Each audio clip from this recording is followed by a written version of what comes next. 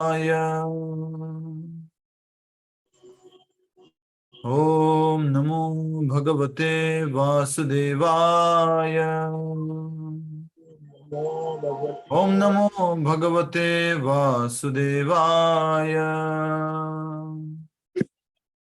मुखं करोति वाचालं पंगुं लंघयते गिरिं यत्कृपातमहं वन्दे श्रीगुरुदीनतारिणं परमानन्दमाधवं श्रीचैतन्यमीश्वरम्।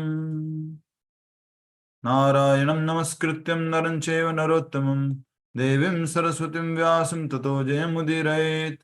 नष्टप्रायेषु भद्रेषु नित्यं भागवत सेवया भगवती उत्तम श्लोके भक्तिर्भवति नैष्टिकी। हरे कृष्णा। सभी भक्तों का आज के इस श्रीमद् भागवतम कथा रूप कार्यक्रम में सहृदय हार्दिक स्वागत है। बहुत ही शुभ दिन है आज। भगवान श्री राम की प्राण प्रतिष्ठा से पहले जो कार्यक्रम होते हैं, अलग अलग प्रकार की जो पूजाएं होती हैं, वो शुरू हो चुकी है, प्रारंभ हो चुकी है। और आप सब ने राम लला का जो दर्शन हमने ग्रुप में शेयर किया था, सबने दर्शन प्राप्त किया होगा। आप में से कुछ लोग भावुक हुए होंगे या ऐसा लगा होगा कि कैसे हमें दर्शन हो रहे, भगवान की कृपा हो रही है।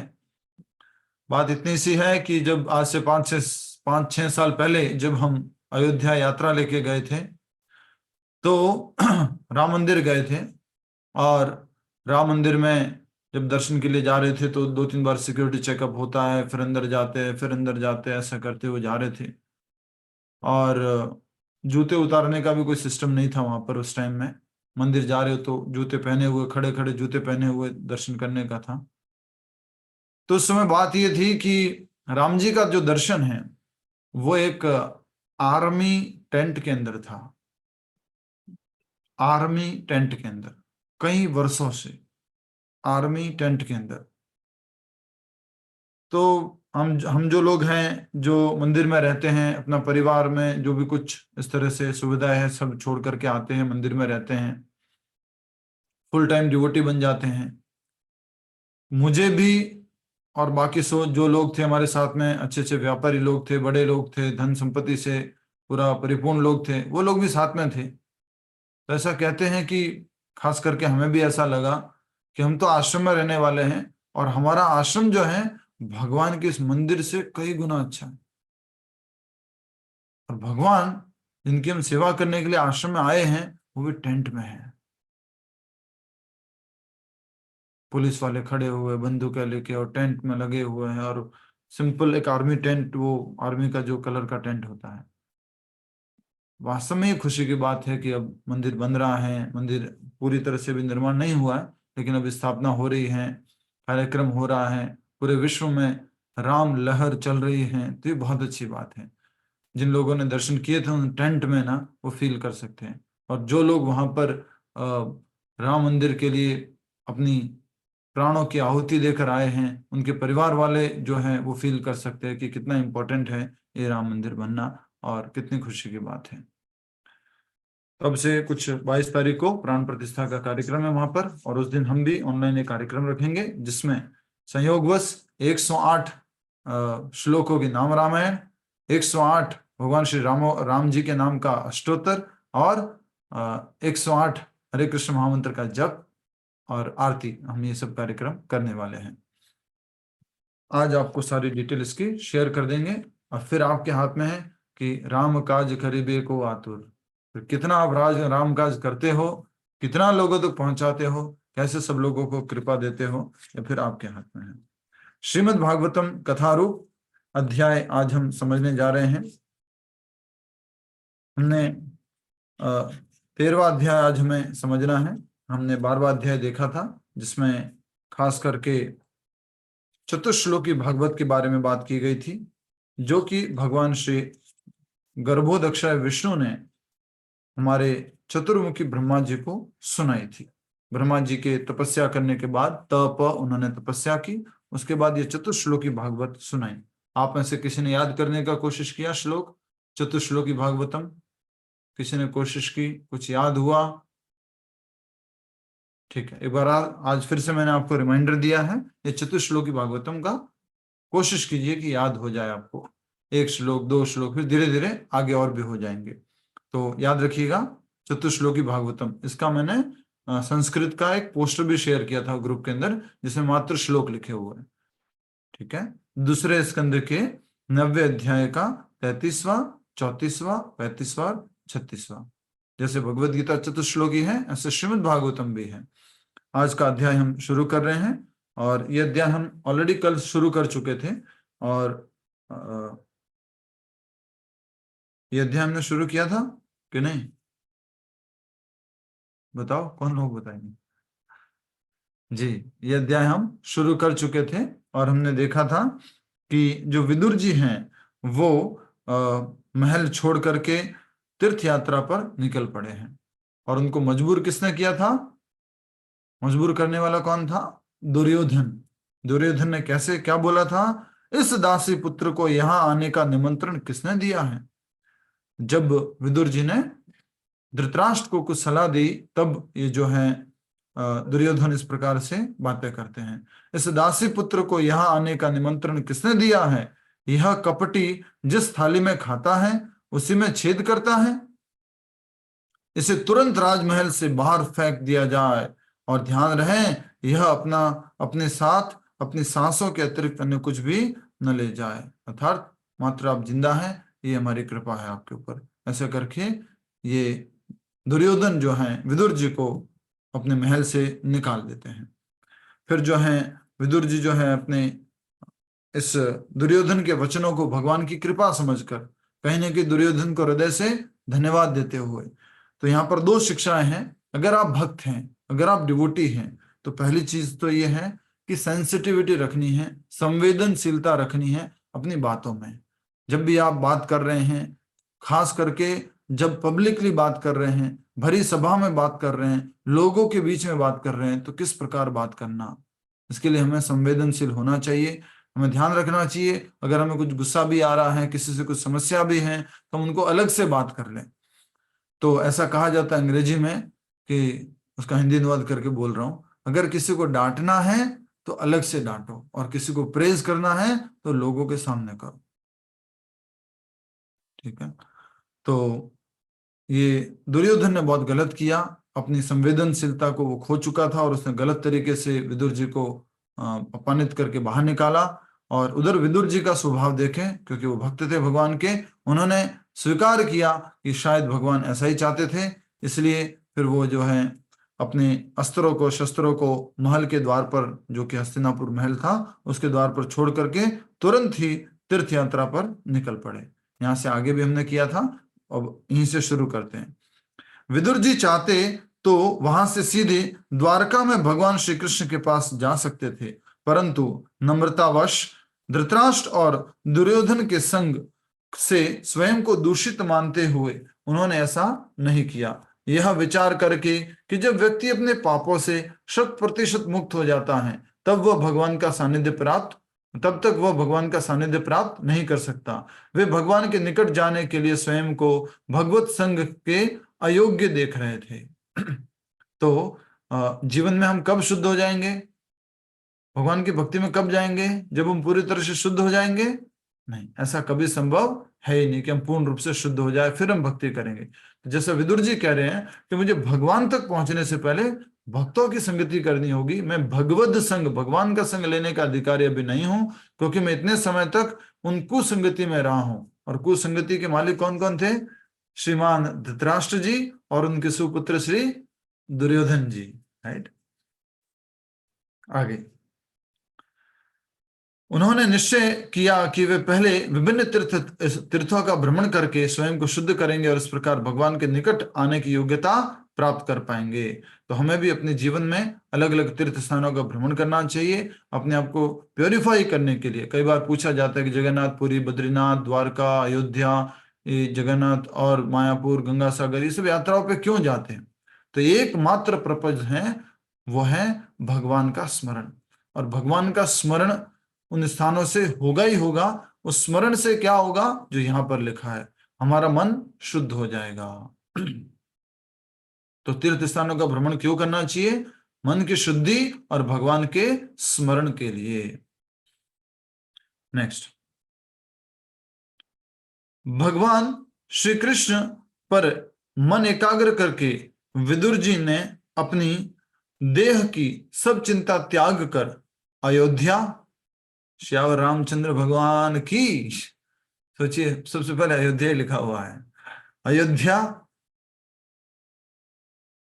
आप में से कोई अयोध्या शब्द का अर्थ बता सकता है? अयोध्या, अयोध्या, यस, कौन बताना चाहेगा?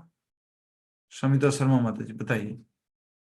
अयोध्या, जहां पर कभी युद्ध नहीं होता।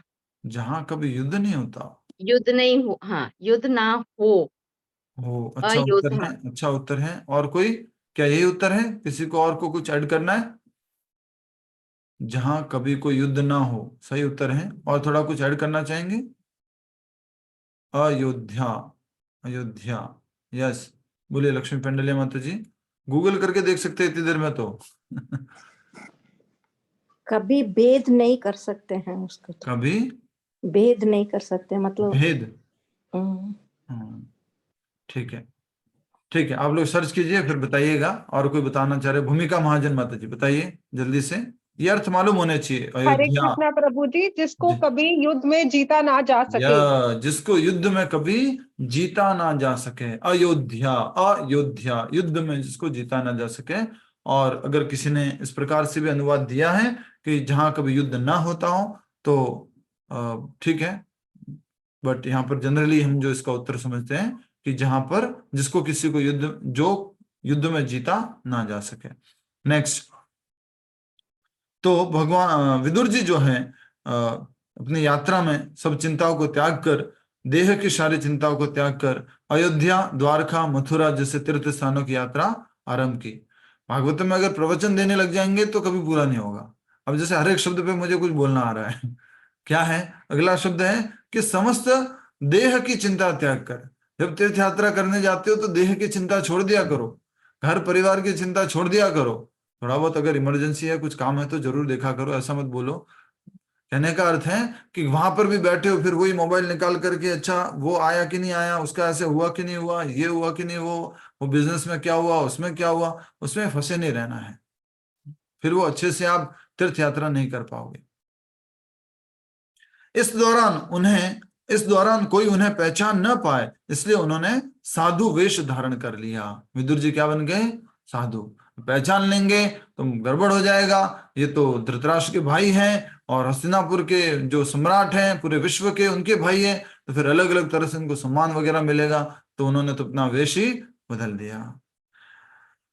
प्रभास में विदुर जी को यदुवंश के विनाश का समाचार मिला और तब वे सरस्वती नदी के निकट, सरस्वती नदी के तट से होते हुए पश्चिम दिशा की ओर यात्रा करने लगे। अंततः सौवीर, मत्स्य और कुरु जांगल राज्यों को पार करके वे यमुना नदी के तट पर पहुंचे। वहां उनकी भेंट भगवान श्री कृष्ण के चचेरे भाई और अंतरंग मित्र उद्धव से हुई। उद्धव कौन थे? भगवान के चचेरे भाई। चचेरे भाई मतलब क्या होगा उनके? उद्धव जी क्या लगेंगे? चचेरे भाई मतलब? यस, बंद है आपका माइक, आप बोल नहीं पाओगे। अच्छा ठीक है, चचेरे भाई मतलब अंकल के बेटे, चाचा के बेटे। तो जो चाचा के बेटे हैं उद्धव जी, और उद्धव जी की शक्ल किससे मिलती थी, कैसे दिखते थे वो? स्वयं भगवान श्री कृष्ण जैसे दिखते थे उद्धव जी। और उनको देव भागा इस तरह से भी कहा जाता है। तो देव भागा जो उनके पिताजी थे, उनके बेटे हैं हमारे उद्धव जी। तो विदुर जी की भेंट किससे होती है? उद्धव जी से। ठीक है, नेक्स्ट, उद्धव से मिलते ही विदुर ने स्नेह पूर्वक उनका प्रगाढ़ आलिंगन किया और श्री कृष्ण, बलराम, पांडवों तथा कुंती देवी का समाचार पूछने लगे। उन्होंने धृतराष्ट्र का समाचार नहीं पूछा क्योंकि वे जानते थे कि वह समाचार धृतराष्ट्र की अधोगति का ही होगा। तो विदुर जी जो हैं उद्धव जी से मिल लिए, तो पूछ नहीं रहे हैं उद्धव को किसके बारे में पूछा? मात्र भगवान श्री कृष्ण, बलराम, यदु और पांडव और कुंती देवी के बारे में पूछा, और खास करके जानबूझ के धृतराष्ट्र के बारे में नहीं पूछा, क्योंकि उनको मालूम था कि धृतराष्ट्र की अधोगति हुई होगी, धृतराष्ट्र का विनाश हो गया होगा। उन्हें पहले से ही यदुवंश के विनाश का ज्ञान था, परंतु प्रभास के समय समाचार सुनकर उनको गहरा धक्का लगा था। इनको विदुर जी को गहरा धक्का लगा था, और इसलिए वे एक बार पुनः उद्धव के मुख से सुनना चाहते थे कि जो मैंने सुना है यदुवंश पूरा नष्ट हो गया है, आपस में लड़ करके, और एक जो ऋषि थे उनके पास में भगवान के पोते जो है वो गए और उनसे थोड़ा सा पूछा कि मेरे पेट में कौन बालक है बताइए। इस तरह से वो ऋषि जो है बहुत अपमानित हो जाते हैं, फिर उनको श्राप देते हैं, और वो आपस में ही मूसल आदि से लड़ करके सबकी मृत्यु हो जाती है। वो सब भगवान के पास वापस चले जाते हैं। एक बात और कहना चाहूंगा कि भागवतम ऐसा ग्रंथ है जिसमें आपको अपने हर एक प्रश्न का उत्तर मिलेगा। थोड़ा सा धीरज रखते जाना, आगे सब हर एक प्रश्न का उत्तर आ रहा है। जो भी आपके मन में शंका है सबका उत्तर आता जाता है। फिर भी नहीं हो पाता तो आप हमें प्रश्नोत्तर कार्यक्रम में पूछिएगा। उन्हें पहले से ही यदुवंश के विनाश का ज्ञान था, परंतु प्रभास के समय समाचार सुनकर उनको गहरा धक्का लगा था, और इसलिए वे एक बार पुनः उद्धव के मुख से सुनना चाहते थे। विदुर ने उद्धव से भगवान श्री कृष्ण की महिमाओं का वर्णन करने के लिए भी कहा, क्योंकि भगवान इस पृथ्वी पर समस्त प्राणियों के कल्याणार्थ ही अवतरित होते हैं। तो विदुर जी ने उद्धव से बोला कि आप क्या करो, भगवान श्री कृष्ण की महिमाओं का गान करो। ये अभी से नहीं चल रहा है, कब से चल रहा है? इवन त्रेता युग में था, उसके बाद द्वापर युग में भी था, और अभी कलयुग में भी चल रहा है। हर युग में भगवान की लीलाओं का, महिमाओं का गुणगान होता रहा है। तो ये विदुर जी जो है पूछ रहे हैं उद्धव से, और भगवान ने क्यों अवतार लिया है तो बता रहे हैं समस्त जीवों के कल्याण हेतु। विदुर के प्रश्नों को सुनकर उद्धव भगवान श्री कृष्ण की स्मृतियों में निमग्न हो गए। वो याद करने लग गए। कौन? उद्धव जी याद कर रहे हैं। किसको याद कर रहे हैं? भगवान को। जिस तरह से राजा परीक्षित याद कर रहा था। क्या याद कर रहा था? कि मेरे जो पूर्वज थे वो भगवान श्री कृष्ण के मित्र थे, और वो खुश होता था इस बात से जान करके। इसी प्रकार से अर्जुन याद कर रहा था। अर्जुन क्या याद कर रहा था, कौन बताएगा? अर्जुन भी कुछ याद कर रहा था। अर्जुन क्या याद कर रहे थे? Yes, please raise your hand fast. Arjun क्या याद कर रहे थे? नहीं, कोई नहीं बताएगा? हरि बोल। अर्जुन क्या याद कर रहे थे? हाथ खड़ा कीजिए, तभी आप म्यूट कर पाएंगे। बलराम प्रभु। क्या ऐसा क्यों हो रहा है प्रभु जी, माता जी? 160 लोग जुड़े हो, कोई बता नहीं पा रहा? बताइए। भगवत गीता के बारे में याद कर रहे थे, भगवान के वचनों के बारे में याद कर रहे थे। और अच्छा, और बताइए। वो याद कर रहे थे भगवान श्री कृष्ण के साथ जो समय उन्होंने बिताया, उसको याद कर रहे थे। उनके साथ मैंने भोजन पाया है, मैं उनके साथ खेला हूं, मैं उनके साथ कई स्थानों पर गया हूं, वो सब कुछ याद कर रहे थे। तो उसी प्रकार से ये उद्धव जी जो हैं भगवान की दिव्य लीलाओं को याद कर रहे हैं और उसमें निमग्न हो गए, डूब गए हैं। उनसे विरह की तीव्र वेदना का अनुभव करने के कारण उनके मुख से एक भी शब्द नहीं निकला। विरह की तीव्र वेदना के कारण उनके मुंह से एक भी शब्द नहीं निकल रहा था। किसके मुंह से एक भी शब्द नहीं निकला? जल्दी बताइए डॉक्टर रेशमा माता जी, किसके मुंह से?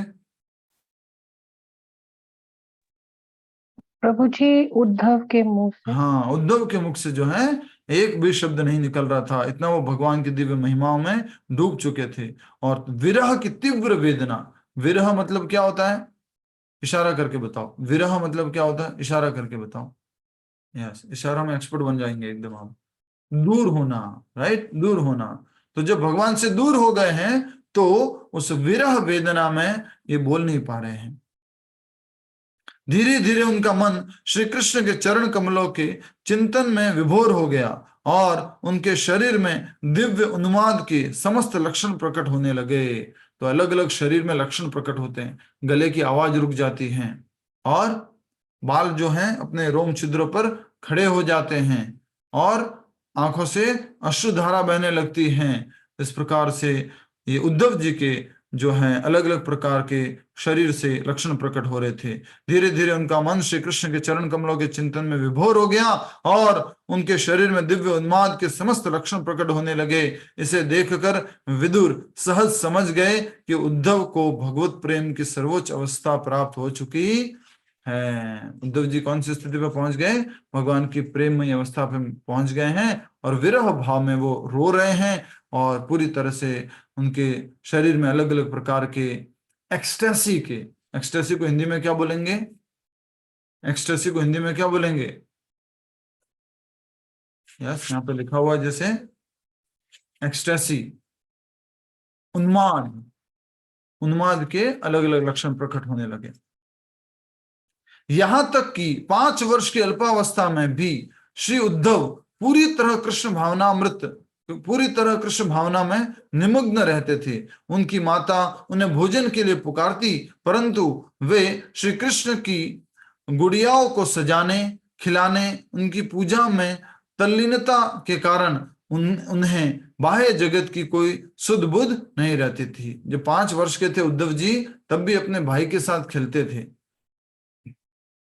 कौन थे वो भाई? इशारा करो सब लोग। भगवान श्री कृष्ण।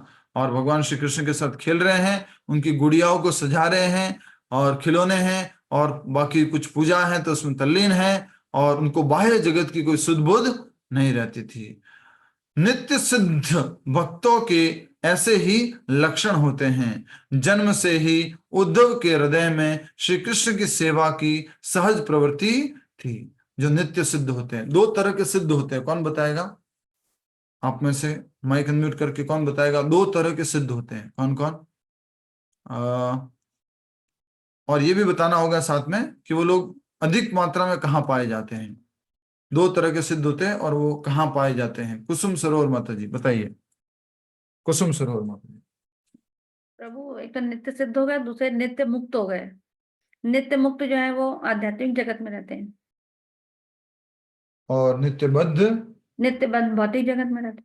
नित्यबद्ध भौतिक जगत में, नित्य मुक्त आध्यात्मिक जगत में। बहुत अच्छा, हरि बोल। तो ये 2 तरह के शुद्ध होते हैं, नित्य सिद्ध और नित्यबद्ध।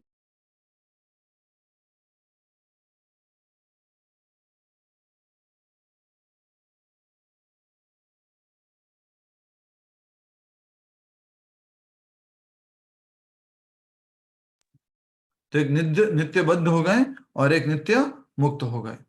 तो नित्य मुक्त तो आध्यात्मिक जगत में पाए जाते हैं और नित्यबद्ध कहाँ पाए जाते हैं? नित्यबद्ध कहाँ पाए जाते हैं? इस भौतिक जगत में। हम सब लोग नित्यबद्ध हैं और प्रभुपाद जी क्या है? नित्य मुक्त है। तो नित्य बद्धों के बीच में नित्य मुक्त आते हैं, जिससे कि उन बद्धों को भी क्या करवाए? मुक्त करवा दे। इशारा करो सभी लोग, क्या करवा दे? मुक्त करवा दे, इसलिए वो आते हैं। यस, आगे बढ़ेंगे। तो कहा जा रहा है कि उनको ऐसा लगा कि इनको तो किसी भी प्रकार की सुध बुध नहीं है। नित्य सिद्ध भक्तों में ऐसे ही लक्षण होते हैं। जन्म से ही उद्धव जी के हृदय में श्री कृष्ण की सेवा की सहज प्रवृत्ति थी। भगवान श्री कृष्ण की मदद करना, सेवा करना चाहते थे। अंततः कुछ समय पश्चात उद्धव द्वारका के विचारों से बाहर निकलकर अपनी बाह्य चेतना में लौटे। थोड़ी देर बाद, द्वारका के बारे में सोचने के बाद, फिर वो लौटे। नेक्स्ट, मधुर वचनों में विदुर जी के प्रश्न का उत्तर देते हुए उन्होंने कहा। अब कौन बोल रहे हैं? अभी बोल रहे हैं उद्धव जी। ठीक है। अगर सिद्ध वाला आप लिखना चाहते हैं बिंदु, तो इस प्रकार से लिख लीजिए। मेरा वीडियो ऑफ है। ओके। हाँ, सिद्ध वाला अगर आप बिंदु लिखना चाहते हैं तो है एक साधना सिद्ध, एक कृपा सिद्ध, एक साधना सिद्ध, एक कृपा सिद्ध। ये कौन होते हैं? नित्यबद्ध लोग, जो कि साधना के माध्यम से सिद्ध हो सकते हैं या कृपा से सिद्ध हो सकते हैं। और जो नित्य सिद्ध हैं वो तो हमेशा नित्य सिद्ध ही रहते हैं, अर्थात वो हमेशा प्योर डिवोटी ही रहते हैं। समझ में आ रहा है सबको? Yes no? हरि बोल। कुछ इशारा कीजिए, समझ में आ रहा है? ठीक है। नित्य सिद्ध और नित्यबद्ध। नित्यबद्ध किस प्रकार से मुक्त हो सकते हैं? साधना के माध्यम से या कृपा के माध्यम से? आगे बढ़ेंगे। तो उद्धव जी उत्तर दे रहे हैं। उत्तर देते हुए उन्होंने कहा मधुर स्वर में, श्री कृष्ण रूपी सूर्य इस संसार के क्षितिज से अब अस्त हो चुका है। क्षितिज समझते हैं? जो पृथ्वी और आकाश का मिलता हुआ जो है एक स्थान दिखाई देता है। तो भगवान श्री कृष्ण रूपी सूर्य इस संसार के क्षितिज से अब अस्त हो चुका। वो सूर्य भगवान श्री कृष्ण रूपी सूर्य इस संसार के क्षितिज से अब अस्त हो चुका है। अब हमारे कुशल क्षेम के बारे में क्या पूछना? अब हमारे कुशल क्षेम के बारे में क्या पूछना? यह जगत अब भाग्य विहीन हो चुका है और सबसे अधिक भाग्यहीन तो यादव हैं। कौन चले गए हैं? स्वयं भगवान चले गए हैं, जो किसकी भांति थे? सूर्य की भांति थे, चले गए हैं। और सबसे ज्यादा दुर्भाग्यशाली कौन है? यादव। सबसे अधिक भाग्यहीन तो यादव हैं। जिस प्रकार मछलियां चंद्रमा के समुद्र में जन्म लेने के कारण उसे अपने ही परिवार वाला मानने लगती हैं, उसी प्रकार हम भी कृष्ण को अपना संबंधी मानकर यह नहीं समझ पाए कि वे पूर्ण पुरुषोत्तम भगवान थे। इन्होंने जब बोला है कि सबसे ज्यादा भाग्यहीन तो कौन है? बोलो, यादव। और ये कौन थे? उद्धव जी। उद्धव जी भी खुद कौन है? यादव हैं। तो उनको ऐसा लग रहा है कि जिस प्रकार से मछलियां जो होती है जल में होती हैं, और अगर देखते हैं प्रतिबिंब या इस तरह से जो चंद्रमा प्रकट हो रहा है, तो उनको लगा कि चंद्रमा तो हमारे साथ में ही रहता था। सुबह जब होती है तो चंद्रमा नहीं दिखता उनको, चंद्रमा चला गया।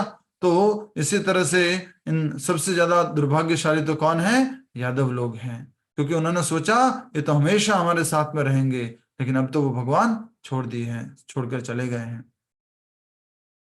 ठीक है। हाँ, जिस प्रकार मछलियां चंद्रमा के समुद्र से जन्म लेने के कारण उसे अपने ही परिवार का मानने लगती हैं, उसी प्रकार हम भी श्री कृष्ण को अपना संबंधी मानकर यह नहीं समझ पाए कि वे पूर्ण पुरुषोत्तम भगवान थे, परम भगवान थे। हम नहीं समझ पाए। यादव बोल रहे हैं, यदुवंशी बोल रहे हैं, उद्धव बोल रहे हैं। ये सारा जो लिखा गया है आगे जो पढ़ने वाला है, पूरा भाव से भरा हुआ है, पूरा इमोशन से भरा हुआ है, पूरा क्या कह सकते हैं, गहरे अर्थ के साथ भरा हुआ है। अच्छे से समझने का प्रयास कीजिए। मैं जो पढ़ रहा होता हूं आपको भी साथ साथ पढ़ना है। आगे यह कहकर उद्धव शोक करने लगे। उन्होंने आगे कहा, महाराज युधिष्ठिर के राजस्व यज्ञ में समस्त देवता उपस्थित थे। वहां श्री कृष्ण के रूप सौंदर्य को देखकर उन्हें लगा मानो वे ब्रह्मा जी की सृष्टि की सर्वोत्कृष्ट रचना है। जब महाराज युधिष्ठिर का क्या हो रहा था? राजस्व यज्ञ। तो वहां बाकी बहुत सारे देवता वगैरह भी आए थे, बट भगवान श्री कृष्ण की जो रूप सौंदर्य है, उनका रूप देख करके ऐसा लग रहा था, क्या लग रहा था? कि सबसे अधिक सुंदर अगर ब्रह्मा जी ने कुछ बनाया है तो वो कौन है? भगवान है, ऐसा लग रहा था। सर्वोत्कृष्ट रचना है। श्री कृष्ण को कंस के भय से व्रज में छिपा कर रखा गया और बाद में उन्होंने मथुरा से भागकर समुद्र में अपना निवास बनाया। मैं जब इन भ्रामक घटनाओं पर विचार करता हूं तो मेरा मन व्यथित हो जाता है। श्री कृष्ण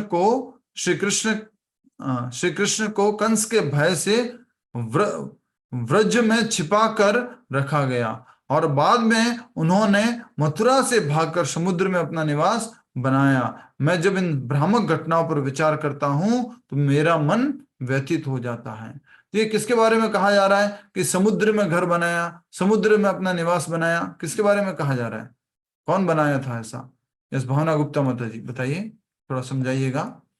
प्रभु जी, द्वारका में भगवान ने जो अपना बाद में समुद्र में अपना घर बनाया, भगवान के लिए हरि बोल, क्या बात है।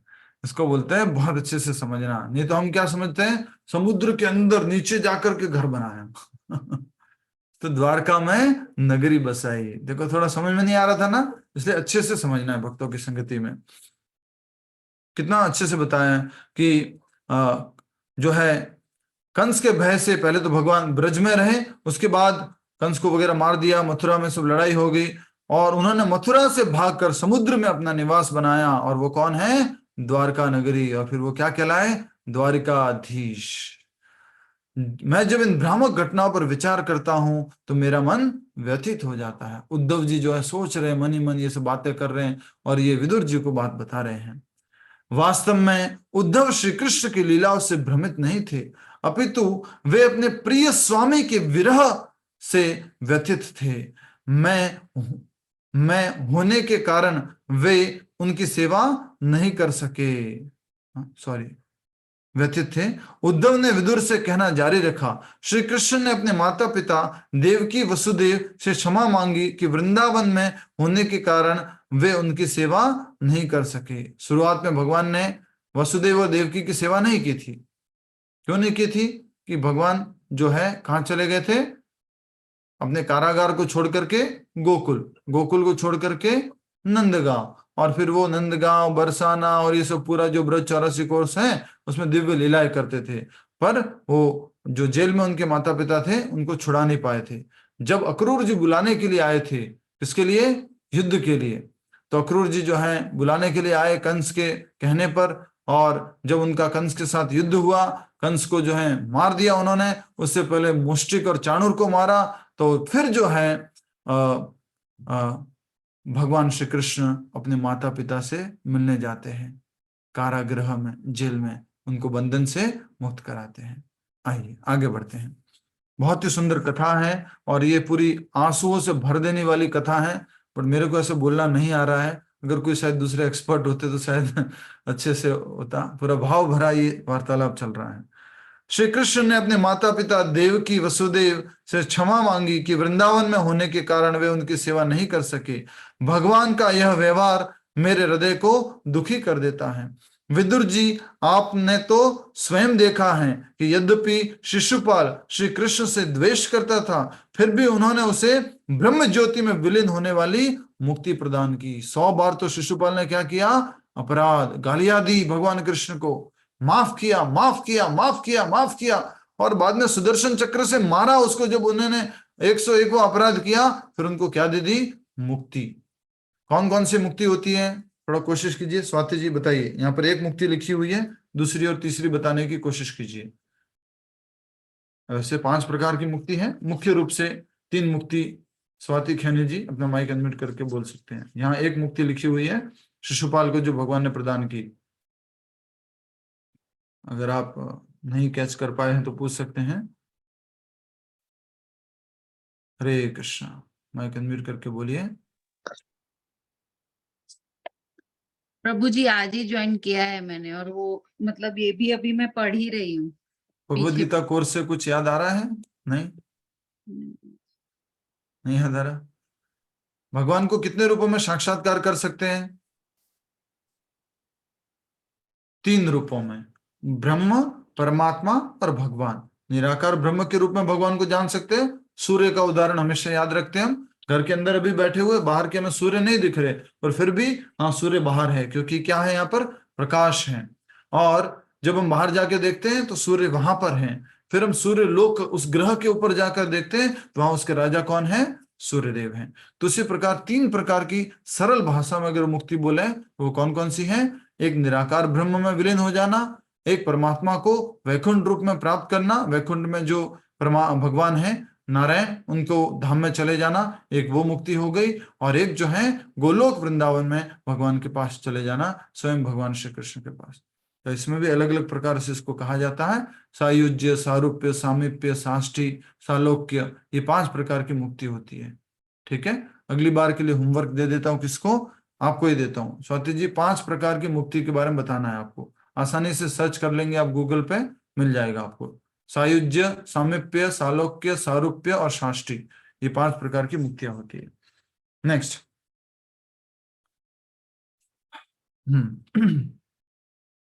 यद्यपि शिशुपाल श्री कृष्ण से द्वेष करता था, फिर भी उन्होंने उसे ब्रह्म ज्योति में विलीन होने वाली मुक्ति प्रदान की। वह मुक्ति विरले योगियों को ही प्राप्त होती है। योगी हजारों हजारों साल प्राप्त करने, ज्ञानी योगी जो है हजारों हजारों साल तक तपस्या करते हैं, ज्ञान के अनुशीलन में लगते हैं, तब जाके उनको ये मुक्ति प्राप्त होती है। और शिशुपाल को भगवान ने ऐसे ही प्रदान कर दी, इवन दो उनका वो दुश्मन था।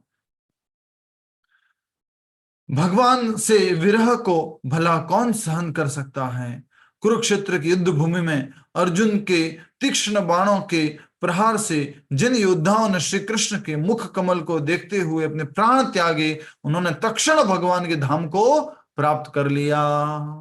आपका प्रश्न था ना, आप में से कुछ लोगों का याद आ रहा है कि प्रभु जी इनकी मुक्ति, जो भगवान के सामने युद्ध भूमि में मारे गए, उनका क्या हुआ होगा। तो यहाँ साफ साफ लिखा हुआ है, कुरुक्षेत्र की युद्ध भूमि में अर्जुन के तीक्ष्ण बाणों के प्रहार से जिन योद्धाओं ने श्री कृष्ण के मुख कमल को देखते हुए अपने प्राण त्यागे, उन्होंने तक्षण भगवान के धाम को प्राप्त कर लिया।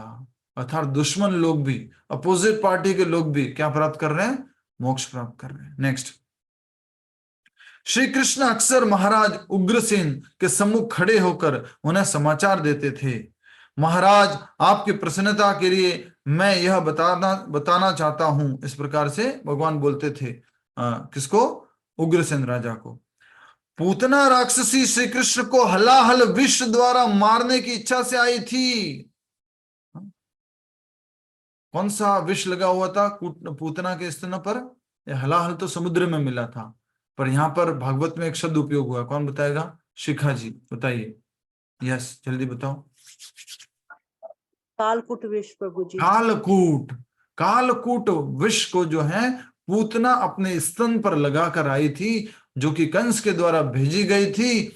और जब उसने भगवान श्री कृष्ण को प्रेम से उनको हाथ में लिया और उनको प्रेम से दूध पिलाने की कोशिश की, तो उस भाव को भगवान ने स्वीकार कर लिया।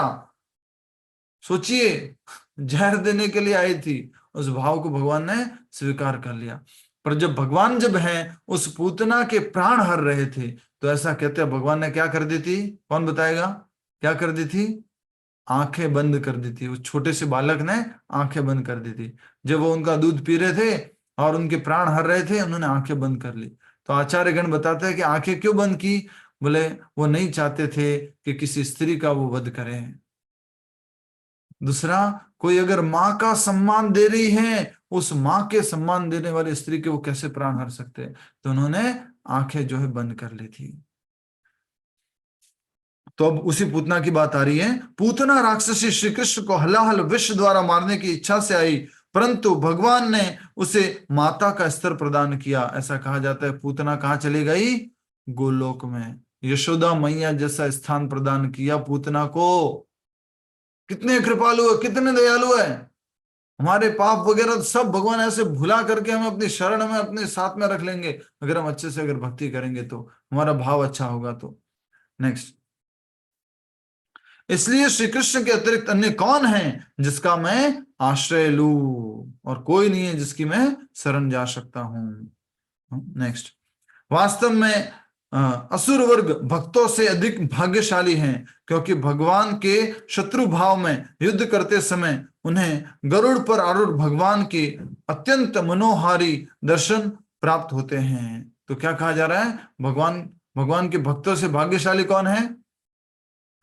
ये थोड़ा सा नेक्स्ट लेवल की भक्ति है, इसलिए ऐसा बोला जा रहा है। किसको भाग्यशाली बोला गया? मंजू आहूजा जी, कोशिश कीजिए। असुर लोगों को कि अरे ये असुर कितने भाग्यशाली हैं, भगवान के सामने लड़ाई करते हैं भगवान को, और भगवान का वो दर्शन कर लेते हैं, और भगवान के आते हैं उनकी मृत्यु हो जाती है। तो कितने भाग्यशाली है। ये एक नेक्स्ट लेवल में ये बताया जा रहा है, और अच्छे से भक्ति के स्तर को समझाते हुए। वास्तव में असुर कभी भी भक्तों की बराबरी नहीं कर सकते, परंतु यहाँ उद्धव भगवान श्री कृष्ण के विरह की तीव्र भावना का अनुभव कर रहे हैं। वे सोच रहे हैं कि अपनी मृत्यु के समय साक्षात भगवान को नहीं देख पाने के कारण उन्हें इसी भौतिक संसार में रहना पड़ेगा। भगवान तो क्या हो चुके हैं? सब लोग इशारा करो। भगवान तो गोलोक वृंदावन धाम चले जा चुके हैं। तो उद्धव जी छोड़ रहे हैं, वो सोच रहे हैं कि मेरी जब मृत्यु होगी तो मैं भगवान का साक्षात अपने सामने दर्शन नहीं कर पाऊंगा, और मुझे इस भौतिक संसार में रहना पड़ेगा, बार बार जन्म मृत्यु के चक्र में आना पड़ेगा। तो वही बात है, याद करो, किसने कहा था कि मैं अगर आपके दर्शन करती रहूंगी तो मुझे भव का दर्शन नहीं करना पड़ेगा? किसने कहा था? मैं अगर आपका दर्शन करती रहूंगी तो मुझे बार बार इस भव का दर्शन नहीं करना पड़ेगा। कौन बताएगा? मैंने इसके ऊपर वीडियो भी डाला था, छोटा सा वीडियो बना के भी डाला है। हरे कृष्ण प्रभु जी।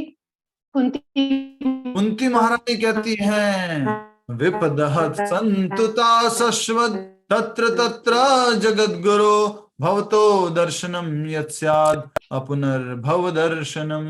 कुंती महारानी कह रही है, भगवान अब आप जा रहे हो, द्वारका जा रहे हो, हमारे सारे कष्ट खत्म हो गए तो अब द्वारका जा रहे हो? नहीं, आप कष्ट दो, आप यहीं पे रहो। क्या मांगती है? कष्ट मांगती है। सोचो, एकमात्र ऐसी स्त्री हुई है, एकमात्र ऐसा भक्त हुआ है जो भगवान से क्या मांगता है? कष्ट। आप हमारे साथ में रहो। फिर कह रही है, भवतो दर्शनम यत्स्याद अपुनर्भव दर्शनम। सबको इशारा करना पड़ेगा, एक्टिंग करनी पड़ेगी इसकी पूरी। भवतो, आपके, भवतो दर्शनम यत्स्याद अपुनर्भव दर्शनम, बार बार पुनः ही धन मृत्यु का दर्शन नहीं होगा। वही बात उद्धव जी सोच रहे, मेरा क्या होगा? भगवान तो चले गए और मैं तो जब मृत्यु आएगी मेरी तो भगवान के दर्शन नहीं कर पाऊंगा, ऐसा सोच रहे वो। और इस संसार में मुझे बार बार आना पड़ेगा। नेक्स्ट, दूसरी ओर जिन असुरों ने भगवान के हाथों मृत्यु प्राप्त की थी वे पहले से ही चिन्मय आकाश में पहुंच चुके हैं। असुर लोग भी कहां चले गए? भगवान के धाम में चले गए। इससे नेक्स्ट, ये गलत लिखा हुआ इसलिए असुर। तत्पश्चात विदुर जी के हृदय में कृष्ण कथा सुनने की ज्वलंत उत्कंठा देखकर उद्धव ने श्री कृष्ण की 11 वर्षों तक वृंदावन में की गई लीलाओं तथा मथुरा एवं द्वारका लीलाओं को सुनाया। मतलब सारी लीला सुना दी।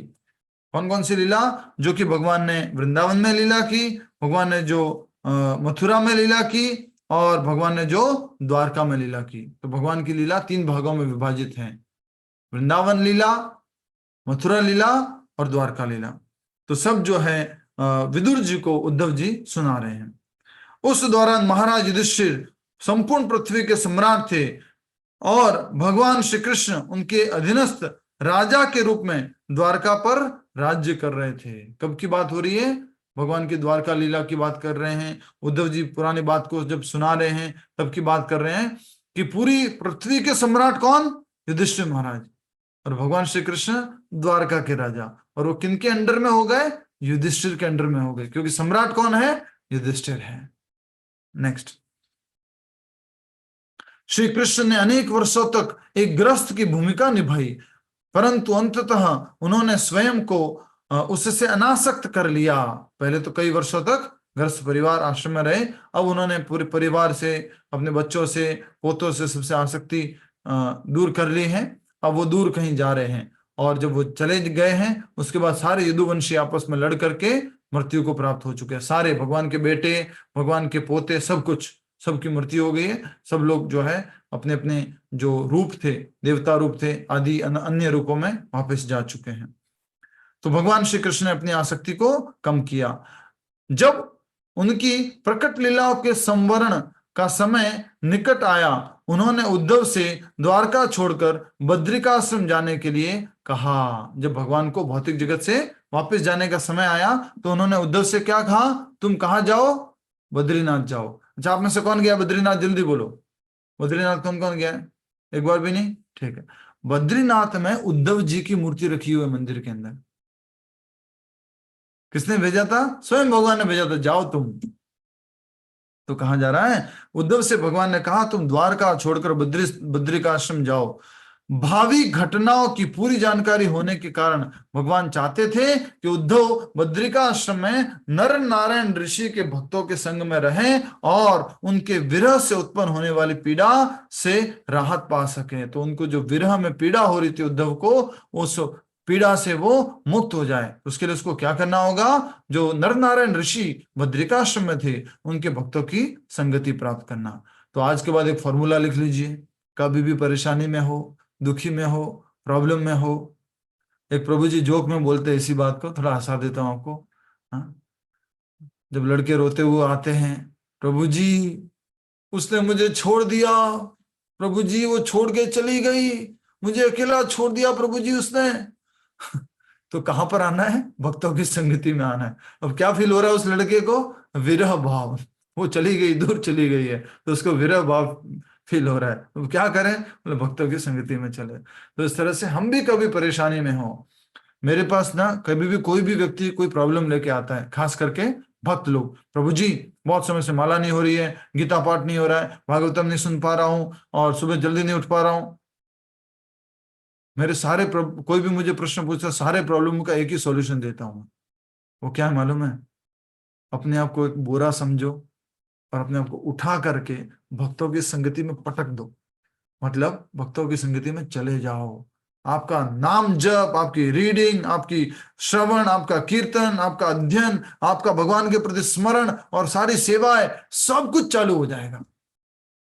और यही बात यहां पर भगवान स्वयं डायरेक्ट की है। किसको? उद्धव जी को। अब तुम जाओ, नर नारायण ऋषि के जो भक्त हैं साथ में, उनके साथ में रहो, बद्रिकाश्रम जाओ। लेकिन कोई भगवान का साथ छोड़ के जाएगा क्या? बोलो, नहीं जाएगा ना। तो उद्धव जी नहीं जाते हैं। अपने स्वामी से असहनीय विरह के कारण उद्धव उनका संग नहीं त्याग पाए और अंततः उस स्थान पर आ पहुंचे जहां श्री कृष्ण एक नव वट वृक्ष के नीचे, वट वृक्ष के तने का सहारा लेकर बैठे हुए थे। वह नव वट वृक्ष दर्शाता है कि यह ब्रह्मांड सबसे छोटा और तरुण है, और उसका सहारा लेकर श्री कृष्ण का वहां बैठना दर्शाता है कि यह प्राकृतिक जगत बाह्य है, भौतिक जगत है, बाह्य जगत है। इसकी फोटो डिस्प्ले कीजिए प्लीज। भालका तीर्थ की फोटो स्क्रीन पर डिस्प्ले करेंगे आप सभी के लिए। भगवान द्वारका छोड़ दिए, कहां पर आ गए? सोमनाथ के पास में। आप में से कोई गए गुजरात में? सोमनाथ के पास में भालका तीर्थ। તમે गुजराती છો, गया नहीं? गुजराती हो गए नहीं गए? देखो भालका तीर्थ, हम 10th क्लास में गए थे, हमारी ट्रिप गई थी फर्स्ट टाइम। आज भी याद है वो दर्शन, इतने सुंदर दर्शन है ना, आप मतलब वहीं ऐसे ही बैठे रहोगे। इतने सुंदर दर्शन है, इतने सुंदर दर्शन है भालका तीर्थ पे।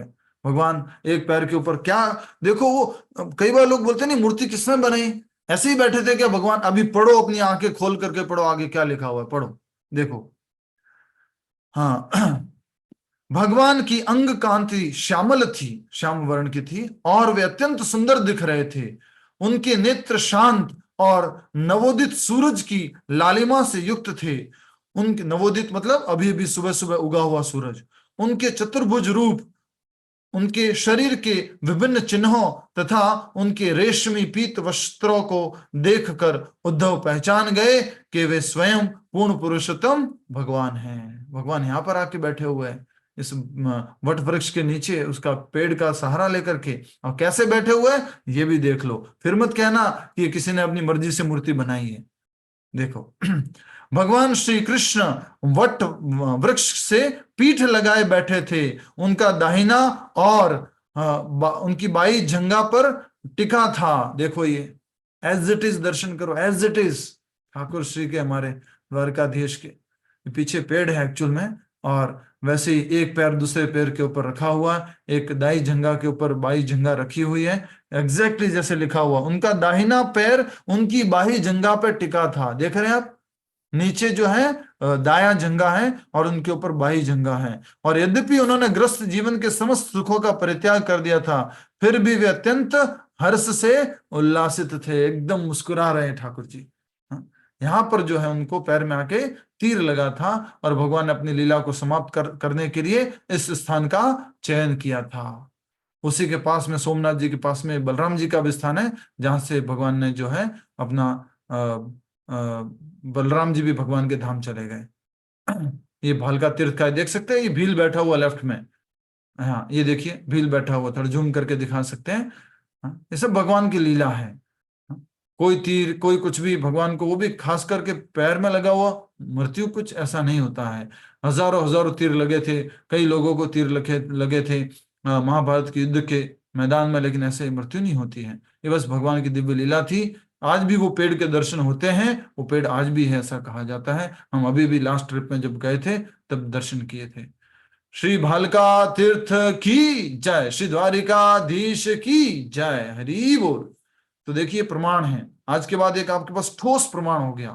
ठोस प्रमाण क्या हो गया कि भालका तीर्थ में जो विग्रह हैं वो किसी ने अपनी मर्जी से नहीं बनाए हैं। किस आधार पर बनाए हैं? जैसे भागवत में लिखा हुआ है। बोलो एक बार जोर से, थोड़ा कॉन्फिडेंस के साथ, जैसे भागवतम में लिखा हुआ है, as it is, as it is.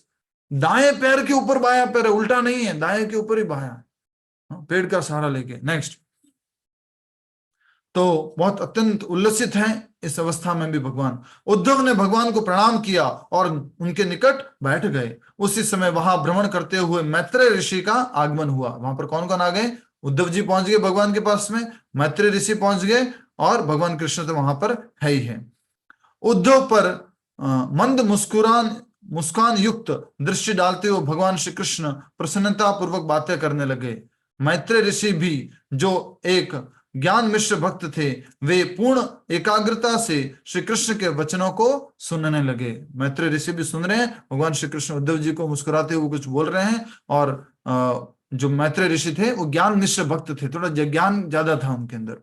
Next, भगवान श्री कृष्ण ने कहा, कौन बोल रहे हैं? भगवान। कहां पर? पेड़ के सहारा लेकर के। कैसे बैठे? बहुत आराम से बैठे हुए हैं, शांति से, अपने राजमहल वगैरह सब छोड़ दिया है, वहां पर बैठे हुए।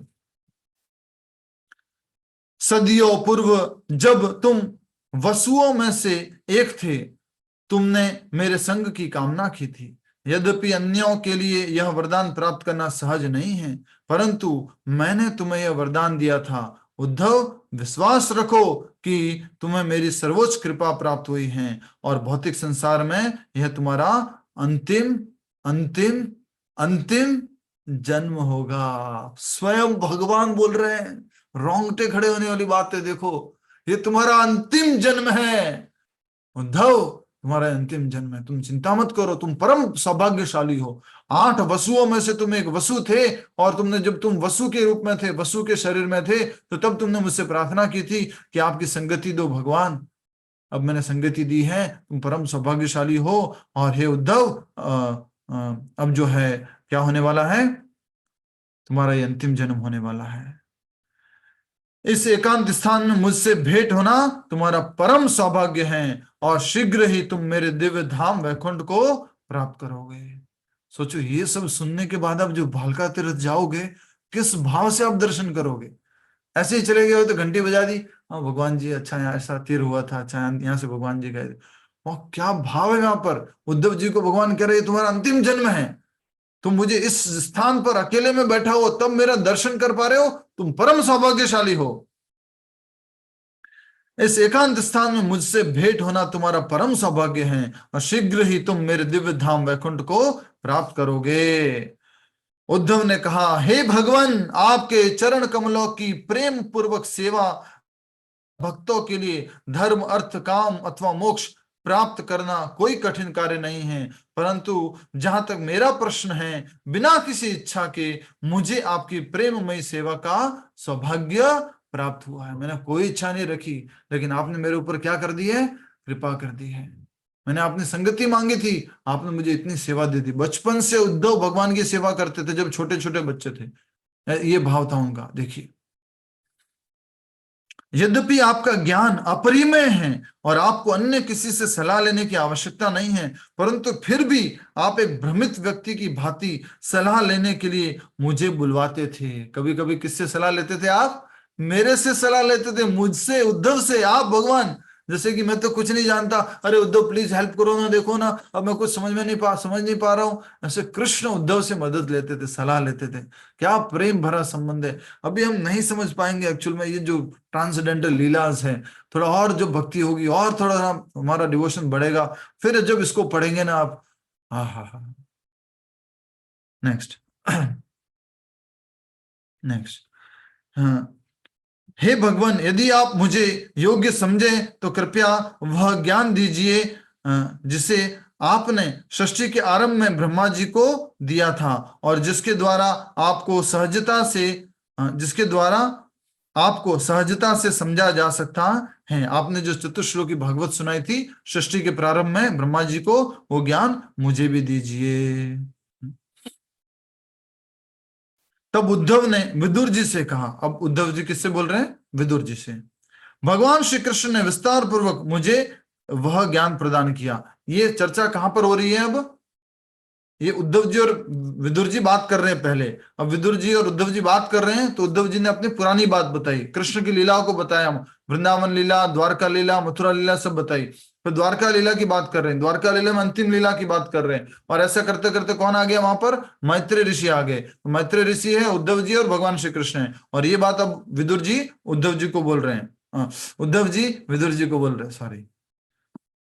तब उद्धव जी ने विदुर जी से कहा, भगवान श्री कृष्ण ने विस्तार पूर्वक मुझसे वह ज्ञान प्रदान किया। अंत में मैंने उनकी परिक्रमा की और यहाँ यमुना तट पर आ गया। भगवान से विछोह के कारण मेरा मन बहुत उद्विग्न है। उनकी अनुपस्थिति में मेरा चित्त विक्षिप्त है और अपनी यह पीड़ा को शांत करने के लिए उनके निर्देशानुसार बद्रिका आश्रम के मार्ग पर हूँ। द्वारका से चले, घूमते घामते कहाँ पहुंचे? मथुरा वृंदावन की तरफ, इधर दिल्ली की तरफ और पास में यमुना जी की तरफ, और फिर वहां से होते वो कहाँ जा रहे हैं? वो बद्रिका आश्रम जा रहे हैं, बद्रीनाथ जा रहे हैं।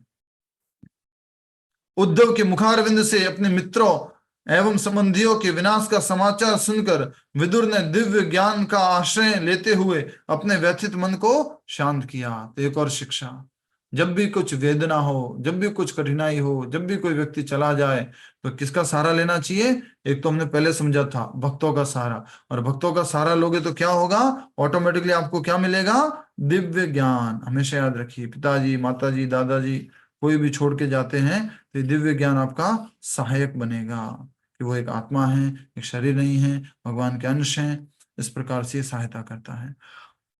तो सभी प्रॉब्लम का solution devotee association. Devotee association हो गया तो क्या हो जाएगा? ऑटोमेटिकली आपका अध्ययन, श्रवण, कीर्तन, जाप सब कुछ शुरू हो जाएगा।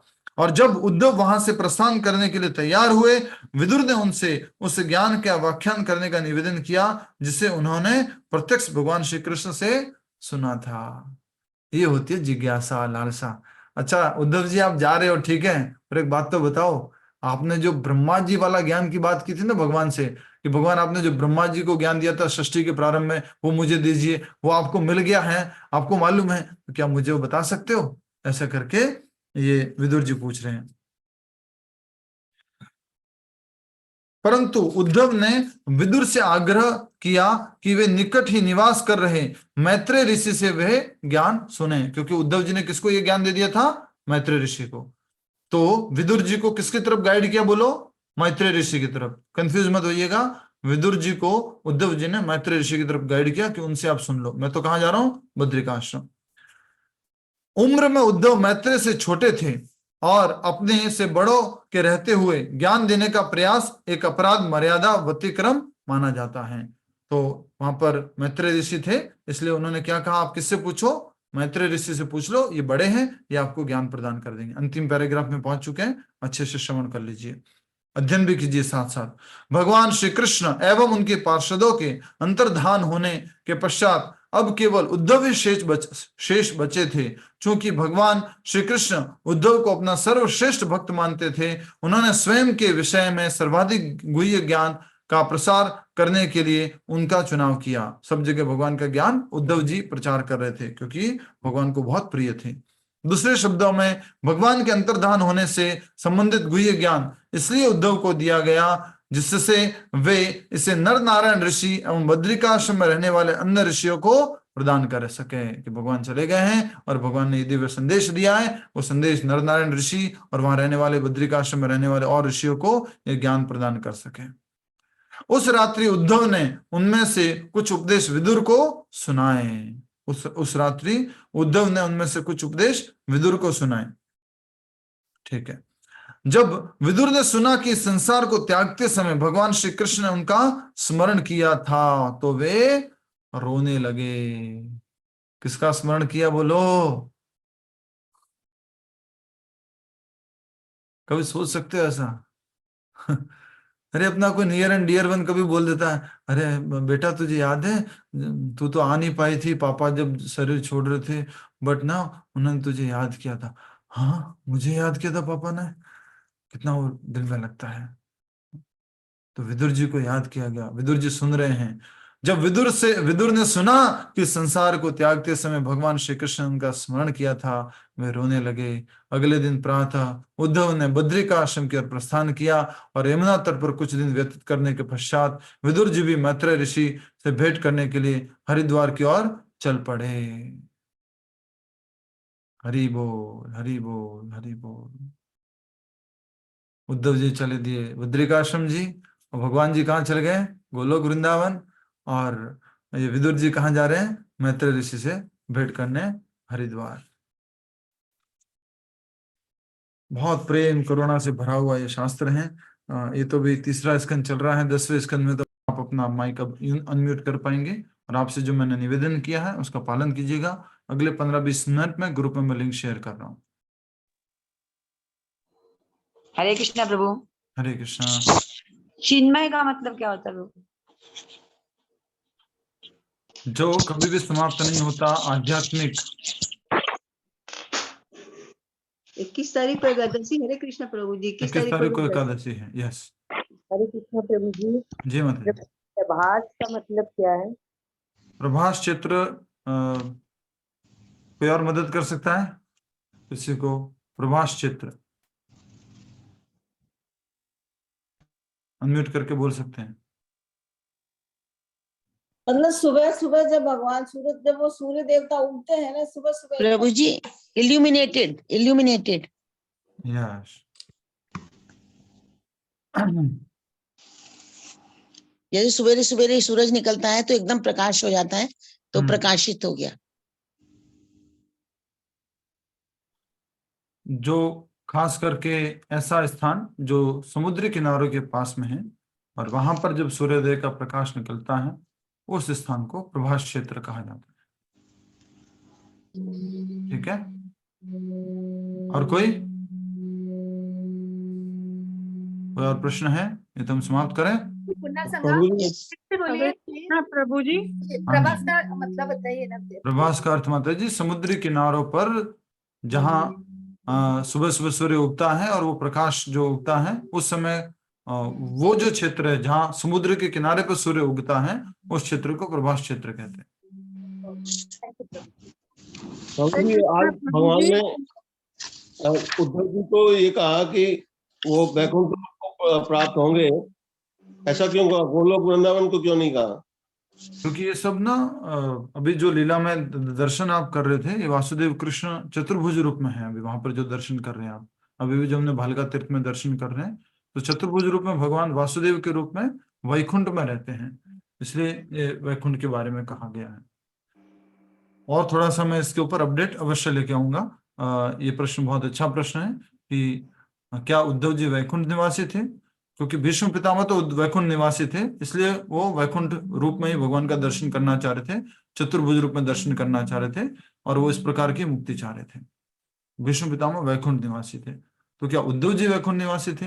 और यहाँ पर जो दर्शन कर रहे थे भगवान के, चतुर्भुज रूप में थे। हरे कृष्णा प्रभु जी। कृष्ण थोड़ा सा डिटेल में अगर जाए। हाँ थोड़ा सा प्रभु जी क्योंकि वैकुंठ में सेवा भाव से होता है, सेवा भाव से भगवान की पूजा होती है, तो उद्धव जी उनको भगवान के रूप में देखते थे, तो वो वैकुंठ में ही रहे हैं। और वहां तो केवल भक्ति, वहां भगवान का रूप ही नहीं होता है। इसमें तो गोकुल वृंदावन धाम में तो जो उनका जो वृंदावन धाम है, वहां भगवान के रूप में रहते ही नहीं है। वो तो सखा रूप में, प्रेमी के रूप में, पुत्र के रूप में, मतलब वहां भगवान का कोई वो ही नहीं है उनके लिए। तो वहां तो केवल उन लोगों के साथ रहते हैं वो, जहाँ पर वो इनके ऊपर कोई चढ़ भी सकता है, उनको घोड़ा भी बना सकता है, उनको डांट भी सकता है, उनके साथ हर तरह का मतलब व्यवहार कर सकता है। लेकिन वैकुंठ में जो है केवल वो भगवान के सेवक के रूप में रहते हैं, मतलब जो इस सेव्य भाव से। धन्यवाद माता जी, धन्यवाद, बहुत बहुत धन्यवाद। प्रभु जी भालका तीर्थ में चतुर्भुज में क्यों थे? मतलब जी वही जानकारी हम देना चाह रहे थे। एक्चुअल में जो भगवान है श्री कृष्ण, वो कभी भी वृंदावन छोड़ के कहीं नहीं जाते हैं। वृंदावन से वो कभी कहीं नहीं जाते। तो जब भगवान मथुरा गए, भगवान द्वारका गए, तो क्या वो स्वयं कृष्ण रूप में नहीं है? क्या रूप है वो फिर? थोड़ा सा ये अगर हम डिटेल में जाते हैं, क्योंकि हम अभी बाह्य दृष्टि से अगर भौतिक दृष्टि से समझने का प्रयास करेंगे तो हमें नहीं समझ में आएगा। वृंदावन में ही वो जो छोटा सा बालक वाला रूप, बाल रूप और ग्वाल वालों के साथ में, गोपिकाओं के साथ में रहते थे भगवान, वो ओनली वृंदावन में है। इवन वो वृंदावन छोड़ के उस रूप में कभी कहीं नहीं जाते हैं। तो जब द्वारका गए तो वो वसुदेव रूप में गए थे। वसुदेव के बेटे वासुदेव के रूप में गए थे। मथुरा गए तो वासुदेव के रूप में गए थे। और फिर कंफ्यूज मत होइएगा, ये भगवान का ही एक विस्तार है। वासुदेव संकर्षण प्रद्युम्न अनिरुद्ध, भगवान वासुदेव रूप में गए थे देवकी के पुत्र, न कि यशोदा के पुत्र के रूप में। देवकी के पुत्र के रूप में जब जा रहे तो क्या है, वो एक स्वामी है, एक चतुर्भुज रूप में है। और जब यशोदा के पुत्र की बात करें तो वो ग्वाल बालक हैं, वो बेटा है जो खेलता रहता है, वो भगवान श्री कृष्ण है। ये भगवान के ही आपस में लीला करने वाले अलग अलग रूप हैं। ये थोड़ा सा जब आगे हम पढ़ेंगे सब आएगा, थोड़ा सा धीरज रखिए, आएगा आगे, सब आगे आने वाला है, ये आएगा। ठीक है, किसी और का कोई प्रश्न? दिनेश पारिक जी, आप अपना नंबर शेयर कर रहे हैं, कुछ कारण है? हाँ प्रभु जी, मेरे पास लिंक नहीं आता, ये तो मेरे को बुआ जी ने दिया था हमारी। हाँ, तो उस लिंक में नीचे ना हमारा नंबर भी लिखा हुआ है, या एक कॉन्टेक्ट नंबर लिखा हुआ है। अच्छा, हाँ। और हमने कई बार ग्रुप लिंक भेजे हैं, वो ग्रुप लिंक में आप क्लिक करोगे तो आप ग्रुप में ऐड हो जाओगे ऑटोमेटिकली। हरे कृष्ण। आप में से कोई अगर अभी भी ग्रुप में ऐड नहीं है तो आप अपने आप को ग्रुप में ऐड करवा सकते हो। ग्रुप लिंक आपके पास आ जाएगा, हमारे नंबर पे व्हाट्सएप कर सकते हैं, नहीं तो उस मैसेज के अंदर व्हाट्सएप नंबर दिया उस पर मैसेज करके आप ग्रुप में ऐड हो सकते हो। दूसरे लोगों को भी आप मात्र ग्रुप लिंक भेजोगे, आपको कुछ उनका नंबर लेना नहीं है, मुझे देना नहीं है, कुछ भी नहीं करना है। खाली ग्रुप लिंक दूसरों को भेजोगे, जिसको भी ज्वाइन करना है वो लिंक पर क्लिक करेंगे, ग्रुप में आ जाएंगे। ठीक है, हरे कृष्ण। कोई और प्रश्न?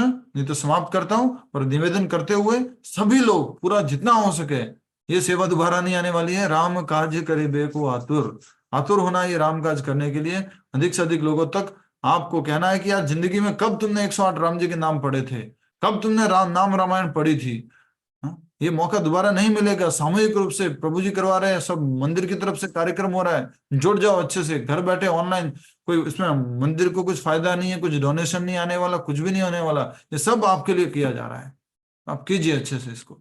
ठीक है, हरे कृष्णा। जय श्री प्रभुपाद। हरे नमस्ते प्रभु जी।